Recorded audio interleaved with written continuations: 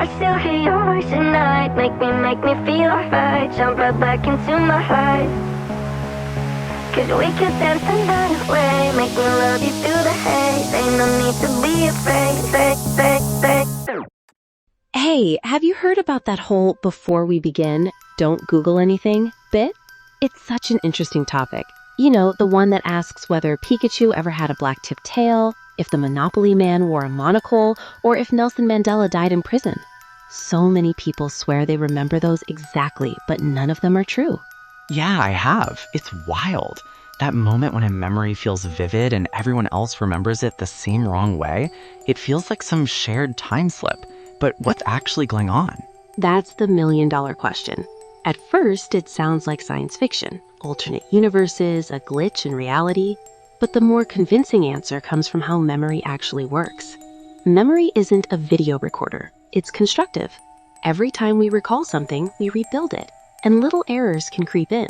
Right, and when lots of people tell the same version, like Pikachu had a black tip or the Monopoly Man wore a monocle, those errors get reinforced. Social proof makes an idea feel real.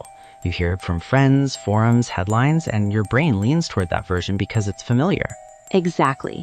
There are a few mechanisms at play: suggestion, misattribution, and the misinformation effect. If someone plants a detail or uses a slightly wrong word, your memory can adopt that detail as if it had been there all along.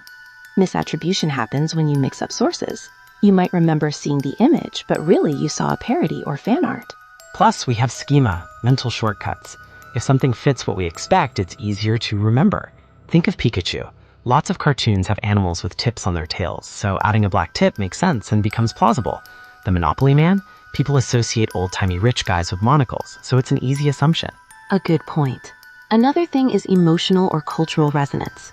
The Mandela example is powerful because it taps into a huge real story, Nelson Mandela's imprisonment and later presidency, and people misremembered the outcome. That mistake became a label for the whole phenomenon, the Mandela Effect. There's also the role of repeated telling. The internet accelerates that. One person posts a confident memory, 100 more comment, me too, and suddenly it reads like evidence. But when you check the original source, the book jacket, photo, the historical record, the memory falls apart. So the takeaway is not that reality changed, but that memory is fallible, and social dynamics can create collective false memories. That's both unnerving and fascinating. Our brains are wired to fill gaps, to make narratives tidy, and to trust familiar patterns. Totally. And it's worth remembering that being wrong about a memory doesn't mean you're unreliable as a person. It just means our cognitive system trades perfect accuracy for efficiency. Still, it's a great reminder to check primary sources when something matters. Before we sign off, here's a little experiment. Right now, think of a childhood book or show and try to picture one small detail. Don't Google it. Notice how confident you are. Then later, look it up and see what actually shows up. It's kind of addictive. I'll try that. And if you enjoyed this chat, keep your ears open. We'll be back with more Brain Glitch episodes that start with a story and end inside your mind. Thanks for listening. Hey, have you heard about where the Mandela Effect came from? Believe it or not, it didn't start in a laboratory. It didn't start with a scientific experiment. It started at a conference in 2009. A paranormal researcher named Fiona Broome was talking with other people about Nelson Mandela. During the conversation, she realized something strange. Several people remembered the exact same event. They were convinced Nelson Mandela had died in prison back in the 1980s. Some even claimed they remembered watching the funeral on television. Except none of that happened. Mandela was released from prison in 1990, later became president of South Africa, and died in 2013. So how could so many people remember the same event that never happened? Fiona Broome gave this phenomenon a name, the Mandela Effect. Once people started looking, they found more examples. Folks insisted the Monopoly Man wore a monocle. He didn't. Others were sure Pikachu had a black-tipped tail. He never did. And the iconic movie line everyone quotes as, "Luke, I am your father," is actually, "No, I am your father." The internet exploded with forums and wild theories, parallel universes, reality edits, even a simulation getting updated. Those ideas are compelling because they feel dramatic, but scientists asked a different question. Not did reality change, but Why is our brain so confident even when it's wrong? And the answer turns out to be stranger and more human than a glitch in the matrix. Right. Memory isn't a perfect video recorder. It's reconstructive. Every time you recall something, your brain rebuilds that memory from pieces. Sensory traces, emotions, stories you've heard, assumptions you hold. Those pieces get stitched together using mental shortcuts called schemas. Schemas help us make sense of the world quickly, but they also fill gaps with plausible, sometimes inaccurate details. Add in social reinforcement. If a few people in a group confidently describe an event the same wrong way, others start to accept that version. Conversation, media repetition, memes, they act like memory glue. Psychologists call that the misinformation effect.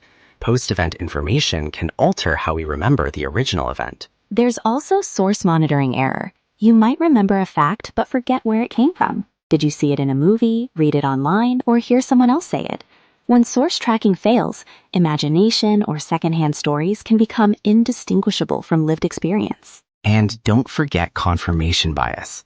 If a memory fits your beliefs or a neat pattern you're comfortable with, your brain gives it extra weight. The more plausible the false memory sounds, the more confident you'll be. That confidence makes the false memory feel real, which then helps it spread. Scientists have demonstrated all of this in the lab. Elizabeth Loftus's work on false memories showed that simple suggestions can create detailed memories of events that never happened. Other studies show how collective remembering can produce shared inaccuracies. The Mandela Effect is just a cultural scale example of these everyday memory quirks. So the Mandela Effect isn't proof of universe hopping. It's a mirror showing how our minds reconstruct the past. It's fascinating and a little unsettling because it reveals that memory is fallible, creative, and social. Exactly. The stories and beliefs we swap shape what we think we remember. That doesn't mean people are lying or delusional. It means memory is a process, not a playback. We should be curious and skeptical in equal measure. In the end, the Mandela Effect started with a simple conversation and ballooned into an internet phenomenon. It teaches us something important. Our sense of the past is built from many pieces, and sometimes those pieces fit together in convincing but incorrect ways. So next time you're absolutely sure about a detail, pause for a second. Ask where that memory came from. It might lead to a surprising discovery about how your mind works. We hope you enjoyed this short dive into the Mandela Effect. We'll be back with more curious stories and the science behind them. See you next time. Hey, have you heard about why do millions of people remember something that never happened? The answer is surprisingly simple. Your memory isn't a video recording. It's more like a movie remake. Every time you remember something, your brain doesn't press play. It presses rebuild. Yeah, I have. Let's dive into it and see what we can learn. That idea, memory as a rebuild, not a playback, is weirdly freeing and a little unnerving at the same time. Exactly. Think about this. Imagine you read your favorite book, close it, and a year later someone asks you to rewrite it from memory. You'd probably get most of it right, but not everything. Small details fade. Scenes mingle. You might even add something that feels right, even if it was never there. So every time we remember, we're kind of editing the story, like a director cutting a scene slightly differently each time. Yes, every memory is reconstructed, not replayed, which means when you remember something, you subtly change it. Those tiny edits accumulate. Over months and years, the memory can end up quite different from the original moment. That explains why two people can witness the exact same thing and later tell very different stories. Not because one is lying, but because their brains rebuilt two different movies out of the same footage. Right, and our brains love shortcuts. They knit familiar pieces together so remembering is faster and less costly. That's why the Monopoly man is often pictured with a monocle. Our brain glues rich old man and monocle together, even though the character never had one. And famous movie lines get rewritten too. People remember, "Luke, I am your father," because out of context, that phrasing makes more sense. The brain edits for clarity, even if it changes the facts. Here's a kicker. Confidence doesn't equal accuracy. You can be 100% certain about a memory and still be completely wrong. Some false memories feel just as vivid and real as true ones. That has massive consequences. Eyewitness testimony, for example. Juries often trust how sure someone sounds. But two honest witnesses can be sincere and still disagree because their brains reconstructed events differently. Exactly. So an uncomfortable question follows. If our brains rewrite small details without us noticing, how many of our memories are perfectly accurate? Maybe fewer than we'd like to think. Yeah. It's easy to panic and start doubting every childhood moment, every breakup memory, every triumph. But there's an important piece we should keep in mind. Your brain isn't broken. It's doing what it evolved to do. Reconstructive memory is efficient. It helps you fill in gaps, make quick decisions, learn patterns, and imagine future possibilities based on past fragments. So those edits, the shortcuts, the confident but wrong moments, they're side effects of a system optimized for survival, not for perfect archive keeping. Exactly. That doesn't mean we should ignore accuracy. In important situations, like legal testimony, we need procedures that reduce distortion. But in daily life, understanding that memories evolve can make us kinder to ourselves and others. It also opens up a curious possibility. Because memories are constructions, we can sometimes reshape them. Therapy, storytelling, even reframing an experience. These can change how we feel about the past. So next time you catch someone remembering something that didn't happen, or you realize a memory shifted, remember this. Your brain is not failing you. It's been making best guesses for millions of years. And that makes life a little more interesting. Our pasts are living stories we retell, not fixed recordings. Thanks for joining us today. We hope you enjoyed this peek into how your mind works. We'll be back with more curious stories and surprising science. Until next time. Hey, have you heard about the Mandela Effect?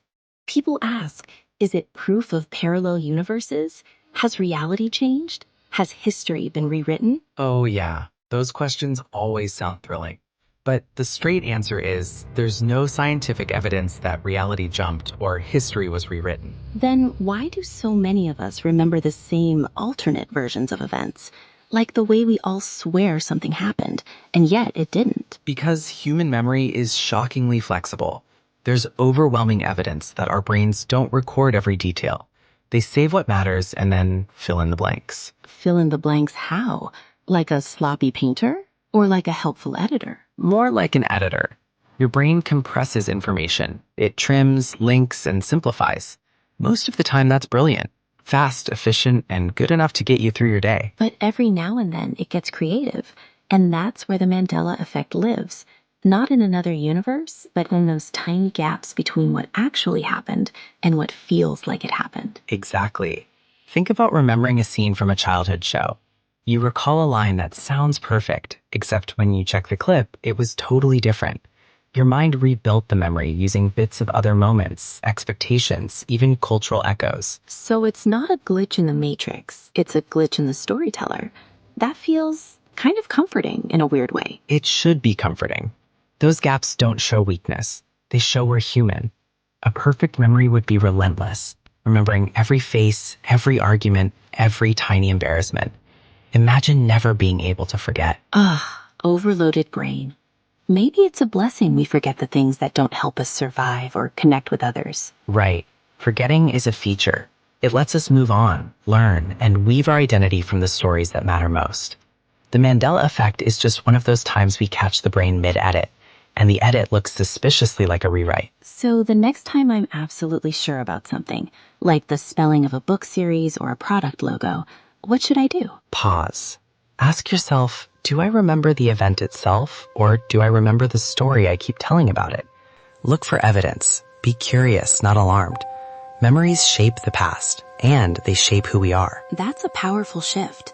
The biggest glitch might not be in reality at all, but in the storyteller inside our own heads. And that's where the mystery ends, inside your mind.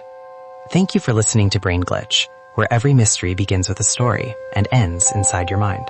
See you in the next glitch. After credits teaser. Next time you wake up and can't move, something is standing at the foot of your bed. You're fully awake. Or at least you think you are. Welcome to the terrifying world of sleep paralysis. I still hear your voice at night, make me feel alright. Jump right back into my life. Cause we could dance the night away, make me love you through the haze. Ain't no need to be afraid,